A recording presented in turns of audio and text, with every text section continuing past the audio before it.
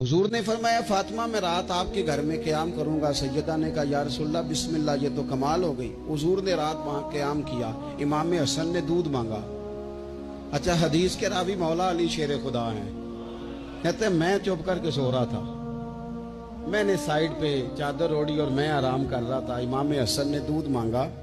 सैयदा फातिमा उठने लगी तो फरमाया नहीं फातिमा आज मेरे साथ सोए हैं, दूध भी मैं ही पिलाऊंगा।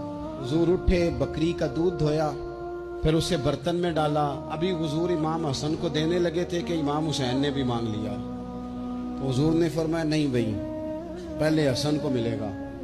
तो हजरत फातिमा रज़ी अल्लाह ताला अन्हा अर्ज करने लगी या रसूलल्लाह लगता है हसन से ज्यादा प्यार है। फरमाया नहीं फातिमा, प्यारे दोनों ही बड़े हैं, पर मांगा पहले हसन ने है ना, मांगा पहले हसन ने। फिर हुजूर फरमाने लगे, हजरत अली फरमाते, कहते हुजूर फरमाने लगे फातिमा तू भी, मैं भी, हसन भी, हुसैन भी, और ये जो सो रहा है। कहते मैं तो चादर ओढ़ी हुई थी ना। फरमाया फातिमा मैं भी, तू भी, हसनैन भी, और ये जो सो रहे हैं, फरमाया सारे मिल के जन्नत में दाखिल होंगे।